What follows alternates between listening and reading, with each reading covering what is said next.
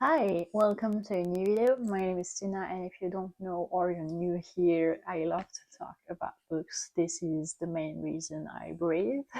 And I had such a good reading month in October.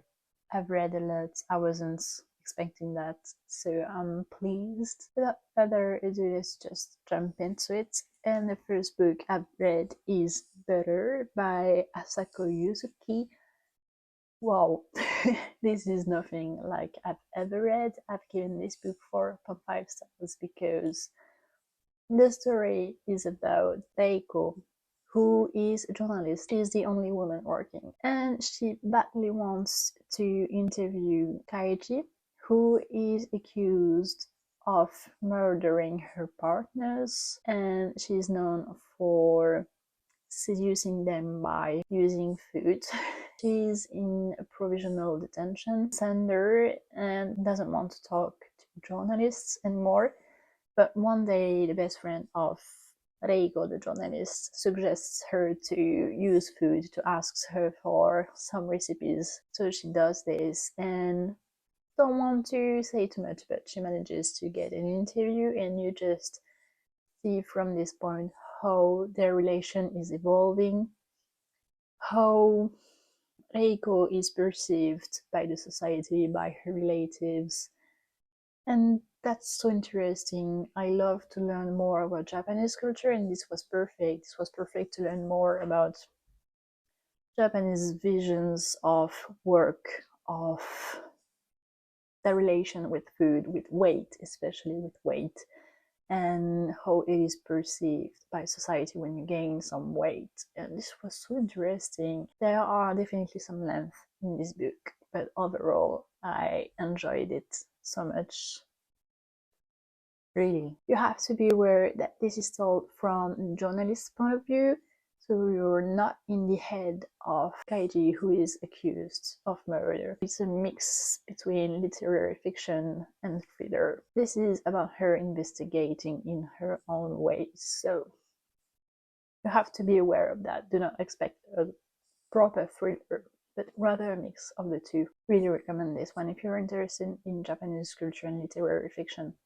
Go for it for sure. Next, I've read Our Share of Night by Mariana Enriquez, and also bought a book. This one is a bit long. It's a little bit over 700 pages, and I gave it 4 stars. This book is firstly set in the 80s, and then there are different timelines going through this book, which made me struggle a bit because I always struggle with different timelines, but also because they were happening when, in my point of view, there were some good dynamic in the story, and it just got me through the dynamic. I was enjoying what was happening, and the author was like, okay, you're enjoying the book, you're enjoying the story, now we're going through something else, which was less dynamic from my point of view.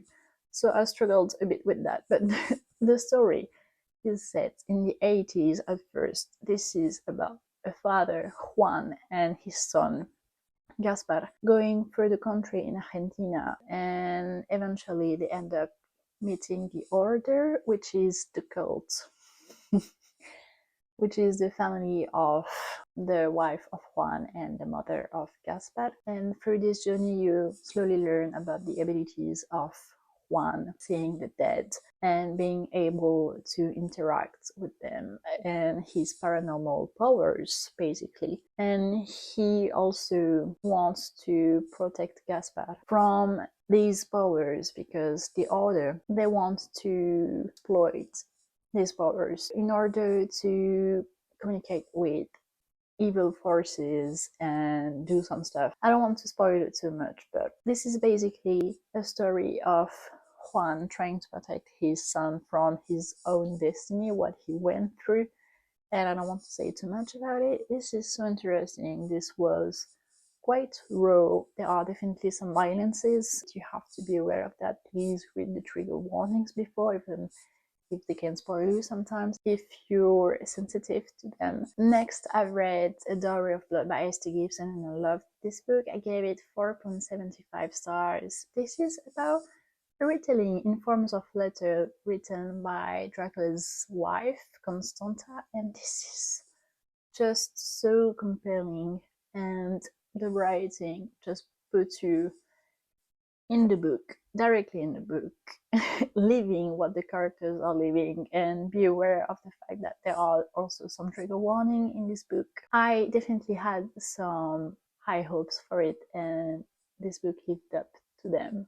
I don't know what to say more, but the fact that I was a bit disappointed about the writing of the characters at the end, really just the end, I mean the 10 last pages, but that's the only reason I did not give it 5 stars, but overall I really recommend this one. I just want to be fed with more vampire books now, okay? Next, I've read Mexican Gothic by Silvia Moreno Garcia, and this was just so good. I gave it 4.5 stars. The story is about Noemi, who has to visit her cousin because she sent a rather creepy letter to his father, and his father asks her to check up on her. Her cousin is living in the house of her husband's family, and she arrives there. She learns that she's ill, and the house is rather creepy as heck.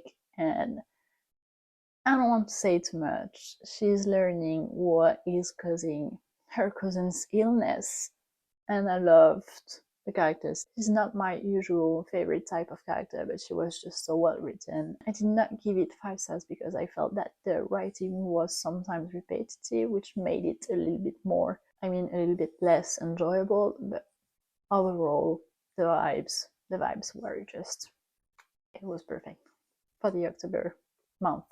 Loved it. Next, I've read a book I wanted to read for so long, which is What Moves the Dead by T. Kingfisher, and it's a retelling of The Fall of the House of Usher by Poe, Edgar Allan Poe. And also the author read about Mexican Gothic, and she was like, how can I write a story better than this one? And I'll just let you read the author's note at the end. It is really interesting. This is about Alex, who is a retired soldier and visits her childhood friend because she's sick, and she arrives at the house, and also the house gives the creep. Always. That's always that. It's the fault of the house. And I don't want to say too much, not to spoil you, but such a compelling reading.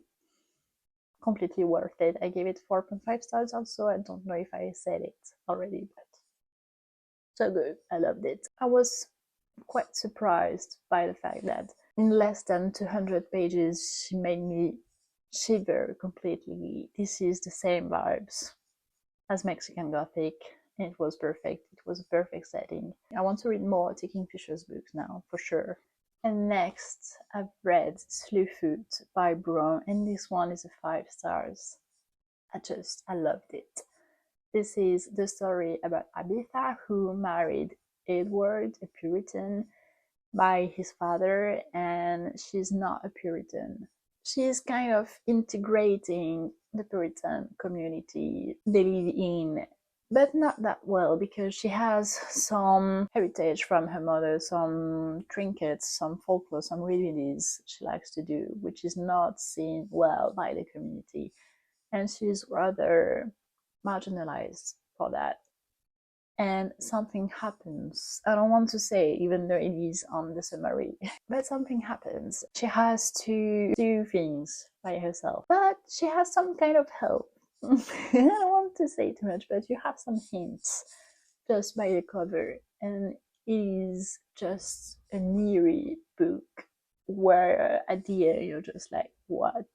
You have just the feeling that you just got out of kind of a fever dream also, and the writing is so good. There are violences within this one also. You have to read the trigger warning, please, because they're no joke for sure. But the writing is just so good, and I loved how human condition and psychology and the illustrations also, especially in relation with faith, is treated in this book. How you can really be persuaded believe that you are acting in the name of something greater when you're just finding some excuses for your bad behavior and you're acting like a demon, something you are preventing, something you want to chase, something you want to hunt, but you are yourself a demon. I loved this book. Can only recommend 5 stars. Sure, but a dark one, a grim book. That's the way I love them. And next for the manga, I've read, of course, my usual cozy reading, which is Yarn Out the Dawn Volume 17, and this one is so good also because they're continuing their journey and we learn more about one of the characters, and can't say too much, but love this one. Also, I give it 5 stars.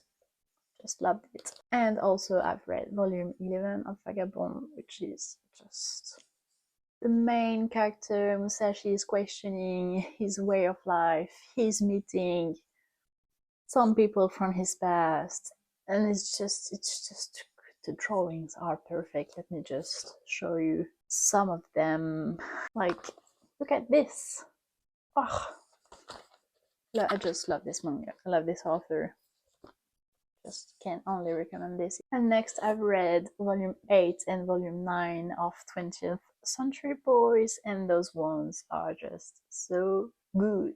I gave this one 4.5 stars and this one 5 stars because there are some plot twists, and this is just I can't tell you too much about it again because I don't want to spoil anything, but there are some plot twists. This is all I can say, and I really recommend this series if you haven't read it because the author is just so good. I love the themes also in these stories, which are part of it about growing up and how you just change so much and sometimes just deviate from your passion, from what you wanted to do when you were a kid, because just life is hitting you, reality of life is hitting, and how you just have to keep chasing your dreams. It's just so good.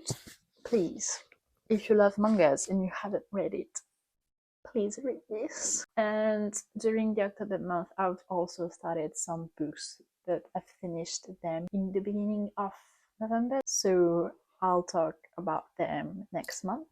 That's some exciting reads also, teasing a bit.